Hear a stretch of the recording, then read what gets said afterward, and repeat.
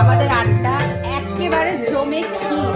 আর সব শিল্পীরা যখন এক জায়গায় হয়ে গেছে তখন তার কোনো মানে আমি ভাষা খুঁজে পাচ্ছি না, ভাষাহীন হয়ে গেছি। তো দেখো তোমরা, অসাধারণ একটা দিন।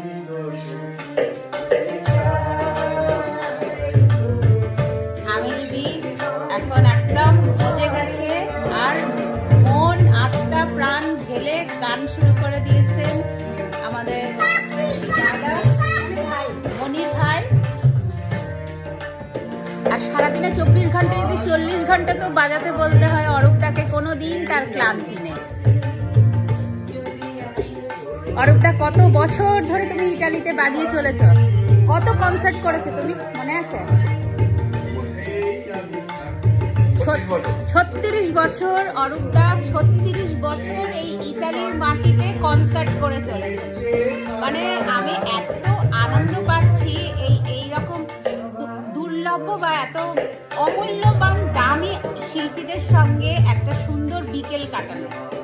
গান তো আজকাল বহু মানুষে গায়, কিন্তু গানের মতো গান কজন গায় বলুন?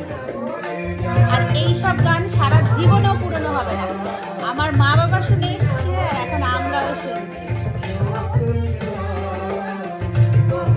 এদিকে ওম ব্যস্ত হয়ে গেছে শবনম আন্টির সঙ্গে।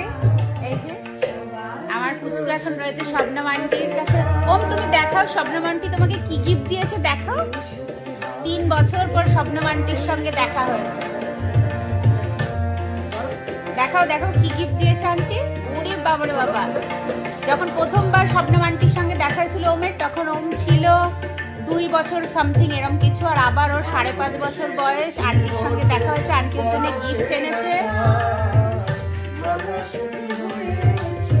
দেখাও দেখাও কি গিফট।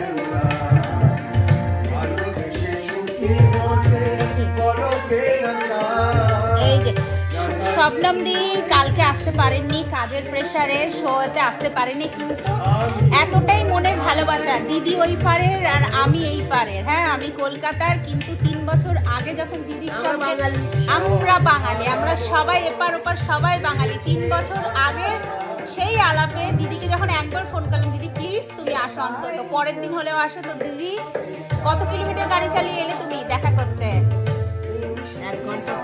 1 ঘন্টা 30 মিনিট রাস্তা মিলানো থেকে দিদি চলে এসছে ব্রেশিয়াতে, বেরগামোতে। না বেরগামো থাকো তুমি, তুমি বেরগামো থেকে এই ব্রেশিয়াতে চলে এসছে 1 ঘন্টা 30 মিনিট গাড়ি চালিয়ে আমাদের সঙ্গে দেখা করতে, স্পেশালি আমার সঙ্গে দেখা করতে। আমি এতদিন পরে এসছি দিদি, অনেক অনেক অনেক অনেক love you, thank you so much. এটাই ভালোবাসা, তাই না? বাঙালির অন্তরের টান।